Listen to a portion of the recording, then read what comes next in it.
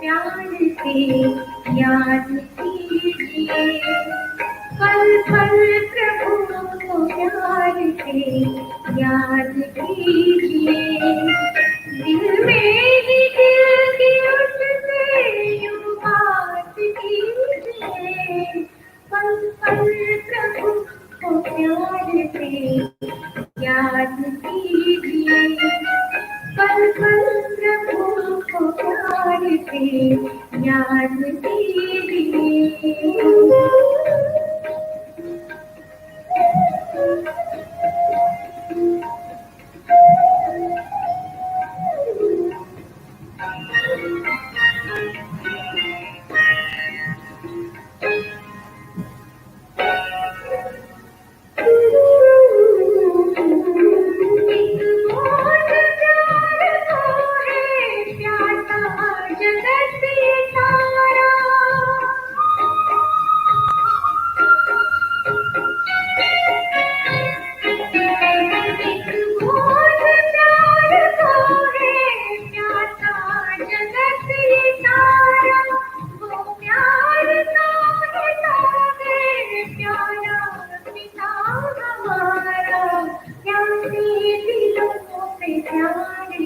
बरसात कीजिए, प्यासे दिलों पे प्यार की बरसात कीजिए। दिल मेरी दिल की उससे यूं बात कीजिए, पल पल प्रभु को प्यार से याद कीजिए, पल पल प्रभु को प्यार से याद कीजिए।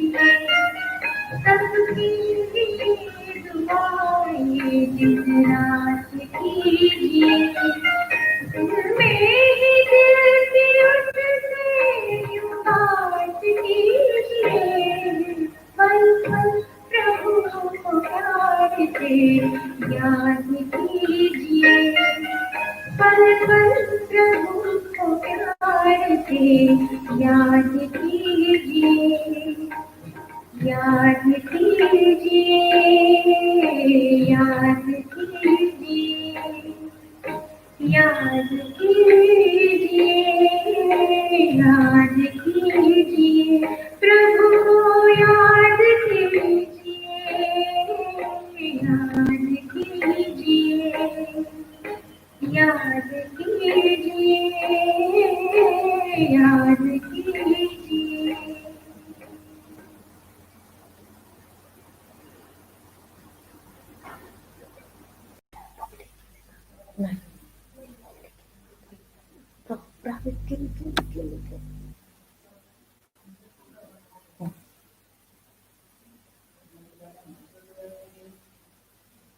ओम शांति। हम 69 की मुरलियां सुन रहे हैं, उसमें संदेश सुन रहे थे। आज संदेश है साकार के श्रृंगार का प्रैक्टिकल स्वरूप अव्यक्त स्थिति बनाकर दिखाओ। आज जब वतन में गई तो जैसे ही हम पहुंची तो बाप दादा सामने ही थे, लेकिन क्या देखा कि ब्रह्मा बाबा के गले में ढेर की ढेर मालाएं पड़ी हुई थी। फिर बाबा ने कहा, यह माला उतार कर देखो। माला उतारी तो कोई बड़ी माला थी, कोई छोटी थी। हमने कहा, बाबा इसका रहस्य क्या है? बाबा बोले, बच्ची, यह सभी उल्हानों की माला है। क्योंकि बच्चे जब एकांत में बैठते हैं तो बाबा को स्नेह में उल्हाने ही देते हैं।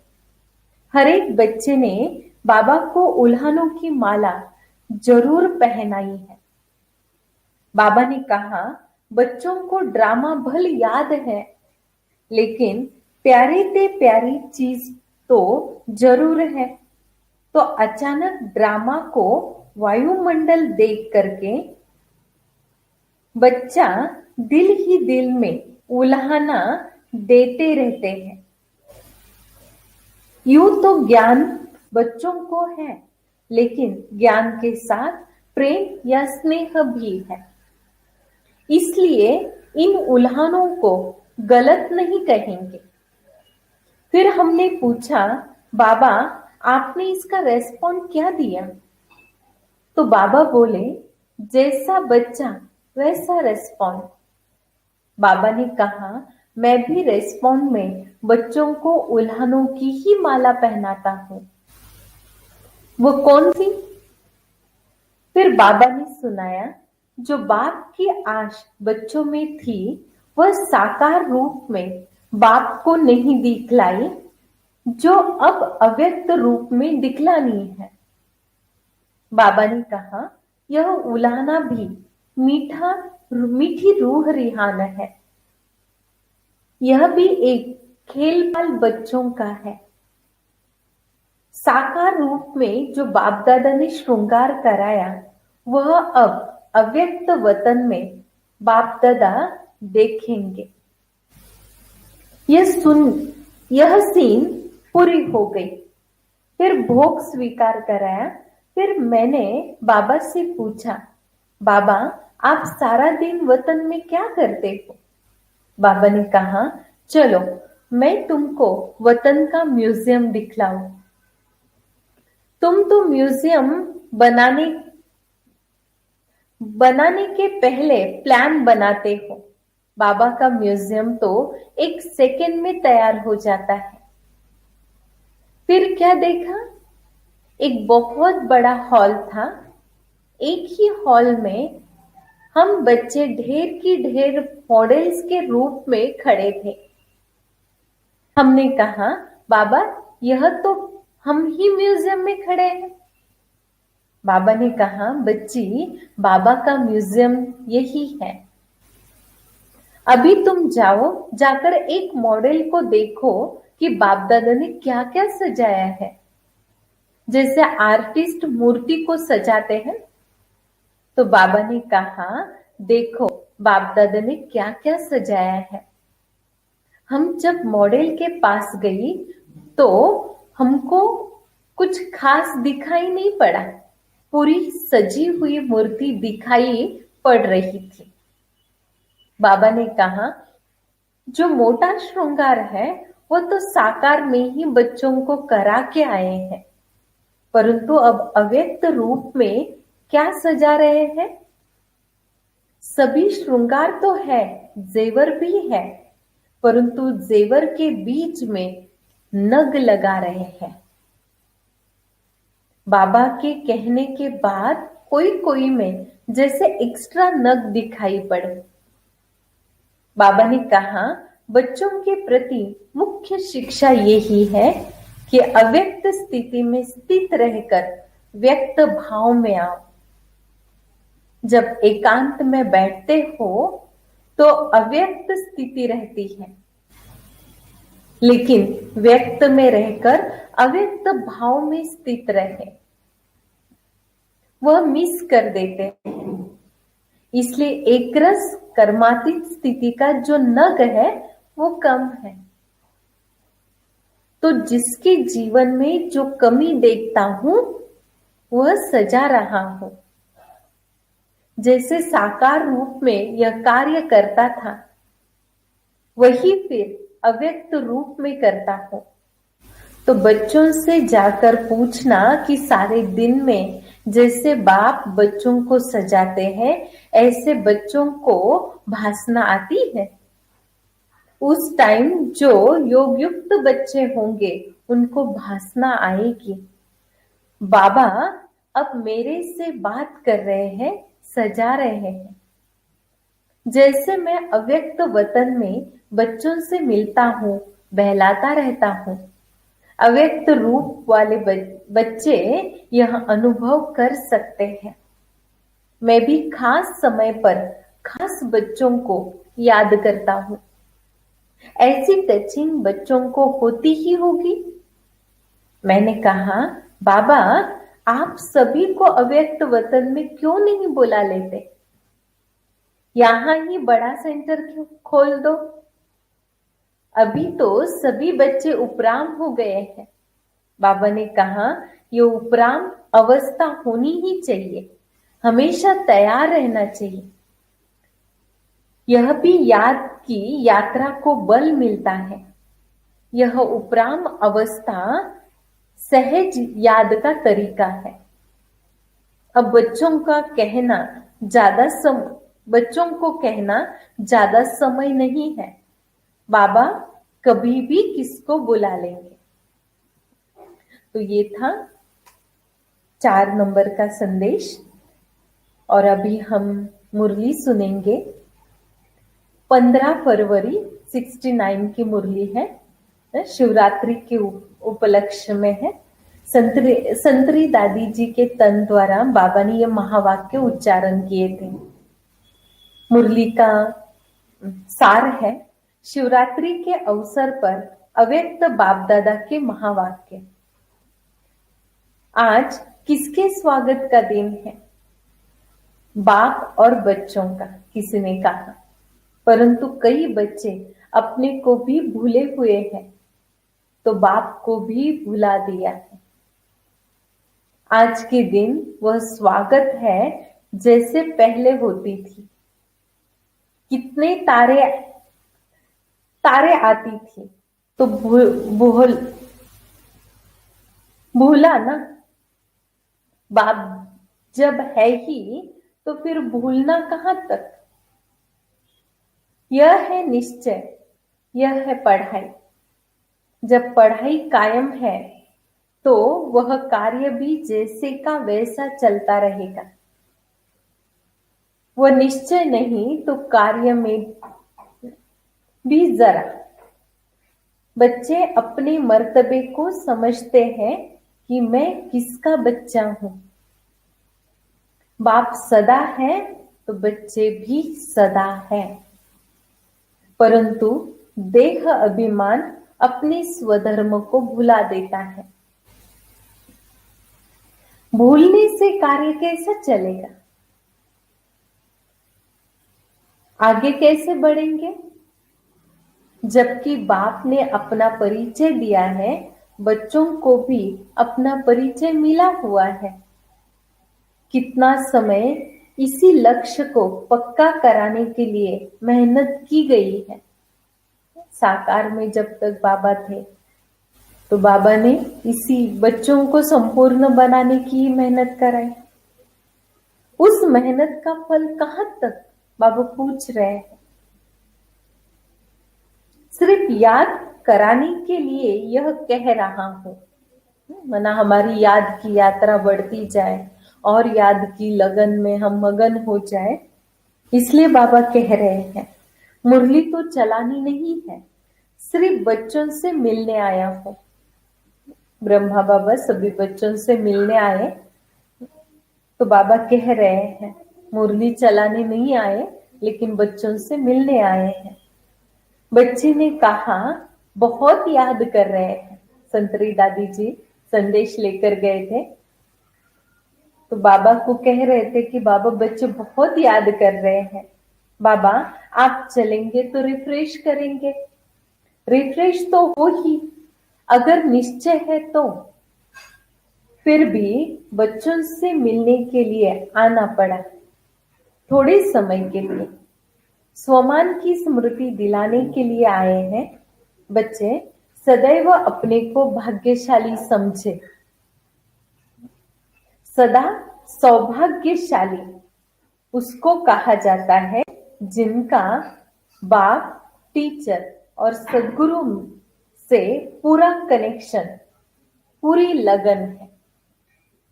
तो बाबा कहते हैं कि सदैव अपने को सौभाग्यशाली समझे, और सौभाग्यशाली उनको कहा जाता है जिनका कनेक्शन बाप, टीचर, सदगुरु के साथ है और पूरी लगन में है। कन्या की सगाई के बाद क्या होता है? पति के साथ लगन लग जाती है, तो उसको कहते हैं सदा सुहागिन। परंतु वह कहाँ तक सुहागिन है? बाबा पूछ रहे हैं कहाँ तक सुहागिन है? अंदर में क्या भरा पड़ा है? कन्या 100 ब्राह्मणों से उत्तम गिनी जाती है। सगाई करने के बाद अशुद्ध बनने के कारण आंतरिक अभागिन है, यह किसको भी पता नहीं है। लौकिक के हिसाब से बाबा कहते हैं, बाप ही बतलाते हैं सदा सुहागिन कौन है। सदा के लिए परमात्मा से पूरी लगन रहे, वो सदा सुहागिन है। बाबा ने लौकिक का उदाहरण देकर अलौकिक का अर्थ स्पष्ट कराया कि जो परमात्मा लगन में पूरी रीति से रहते हैं वही सदा सुहागिन है। यह तो अभी पढ़ाई का समय है, बाप अपना कर्तव्य करा रहे हैं, डायरेक्शन देते, पढ़ाते रहते। अपना कर्तव्य भी बाबा कर रहे हैं, डायरेक्शन भी दे रहे हैं, पढ़ा भी रहे हैं। जब तक पढ़ाना है पढ़ाते रहेंगे। विनाश सामने खड़ा है, उसका कनेक्शन बाप के साथ है। ऐसे मत समझो बाप की जुदाई है, जुदाई भी नहीं, विदाई भी नहीं है। जब तक विनाश नहीं तब तक बाप साथ है। वतन में बाप गया है कोई कार्य के लिए, समय अनुसार वह सब कुछ होता रहेगा। तो 69 से जिन्होंने भी हिस्ट्री पढ़ी, देखी, अनुभव की, तो बाबा के एक एक महावाक्य जो है वो अभी माना जैसे हमको दिखाई दे रहे, प्रत्यक्ष हो रहे हैं। अगर विदाई दी होगी तो जुदाई भी होगी, विदाई नहीं दी होगी तो जुदाई भी नहीं होगी। माना विदाई के साथ जुदाई का कनेक्शन है। इसलिए बाबा ने कहा कि मैंने विदाई ली ही नहीं है। बाबा का कार्य कर रहा, माना चल रहा है, बाबा कार्य कर रहे, पढ़ा रहे हैं, शक्तियां भर रहे हैं। तो बाबा कहते विदाई नहीं दी, इसलिए जुदाई भी नहीं हुई। विदाई नहीं दी होगी तो जुदाई भी नहीं होगी। यह ड्रामा के अंदर पार्ट चलता रहता है। बाप का खेल चल रहा है, खेल में खेल चलता रहेगा। देखते हैं ना हम 69 से लेकर कैसे यज्ञ चला। ड्रामा एक खेल है और इस खेल में अलौकिक खेल कितने चले। तो खेल में खेल चलता रहेगा। आगे तो बहुत ही खेल देखने हैं। देखे ना, इतनी हिम्मत है, जब हिम्मत रखेंगे तब बहुत देखेंगे। आगे बहुत कुछ देखना है, परंतु कदम को संभाल संभाल कर चलना है। अगर संभाल कर नहीं चलेंगे तो कहाँ गड्ढा भी आ जाएगा, एक्सीडेंट भी हो पड़ेंगे। बच्चों से मिलने के लिए थोड़े समय के लिए आया हूं, बहुत कार्य करना है। बाबा ने कितने कार्य किए अब तक। वतन से बहुत कुछ करना पड़ता है। बच्चों की भी दिल पूरी करनी पड़ती है, तो भक्तों की भी दिल पूरी करनी पड़ती है, क्योंकि सबसे ज्यादा भक्त तो ब्रह्मा बाबा के हैं। श्री कृष्ण के रूप में बहुत सबसे ज्यादा भक्ति तो श्री कृष्ण के रूप में होती है। तो बाबा ने कहा भक्तों की भी दिल पूरी करनी पड़ती है। सभी कार्य संगम पर ही होते हैं। बाप का परिचय मिला, खजाना लॉटरी मिली। अभी बच्चों की सर्विस पूरी की, वतन से अभी सबकी करनी है। बच्चों को पालना दी बाबा ने। 33 इयर्स तक बाबा ने बच्चों की साकार में पालना की। फिर अभी बाबा कहते बच्चों की हो गई, अभी सबकी करनी है। बच्चे सगे भी है तो लगे भी है, सर्विस तो सबकी करनी है। प्रजापिता कहते हैं ना उनको, तो सारी प्रजा का पिता है, तो सबकी सर्विस करनी है। सवेरे भी आकर दृष्टि से परिचय दे दिया। दृष्टि द्वारा सर्च लाइट दे सभी को सुख देना बाप का कर्तव्य है। अमृत वेले, जैसे कल की वाणी में अमृत वेले के बारे में बाबा ने स्पष्ट करवाया कि अमृत वेला जैसे सभी उठकर शक्तिशाली याद में बैठे तो बाबा की सर्च लाइट मिलेगी। अभी तो सभी को म्यूजियम की सर्विस करनी है। उस समय म्यूजियम बना था मैं। सबको बाप का परिचय देना है। बाबा ने जो सर्विस के चित्र बनवाए हैं उस पर सर्विस करनी है। अंगुली देने से पहाड़ उठना है ना, पहाड़ तो उठ ही जाता है। यही गायन है, गोप गोपियों ने अंगुली से पहाड़ उठाया। अंगुली नहीं देंगे तो पहाड़ नहीं उठेगा। सृष्टि पर आत्माओं का उद्धार कर वह पहाड़ उठाकर फिर साथ ले जाना है। समूह होता है ना, अकेले से तो कार्य नहीं होता, इसलिए बाबा कहते समूह से कार्य होता है। अंत में समूह बनकर सभी के साथ रहना है।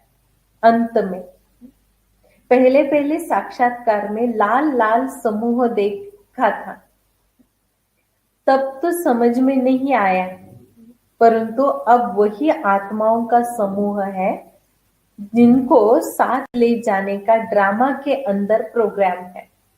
ब्रह्मा बाबा को बाबा ने, शिव बाबा ने साक्षात्कार करवाए थे ना, तो बाबा उसका अनुभव बताते कि शुरुआत में तो पहले पहले साक्षात्कार में लाल लाल समूह देखा था बाबा ने, लेकिन अभी बाबा कहते उसका अर्थ समझा है। सभी की सर्विस करनी है। अच्छा, सवेरे उठकर बाप की याद में रहो, क्योंकि उस समय बाप सभी को याद करते हैं। उस समय कोई कोई बच्चे दिखाई नहीं पड़ते हैं, ढूंढना पड़ता है।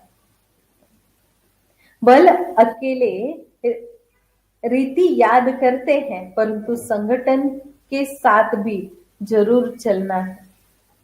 जितना याद में रहेंगे उतना ही बाप के नजदीक होते जाएंगे। बाप को भूलने से मूंझते हैं, फिर क्या क्यों के क्वेश्चंस आ जाते हैं। बाप को सदैव साथ रखेंगे तो भूल नहीं सकते। तो ये संतरी दादी जी के तन द्वारा अव्यक्त बाप दादा ने महावाक्य उच्चारण कराए थे शिवरात्रि के अवसर पर। अच्छा, ओम शांति।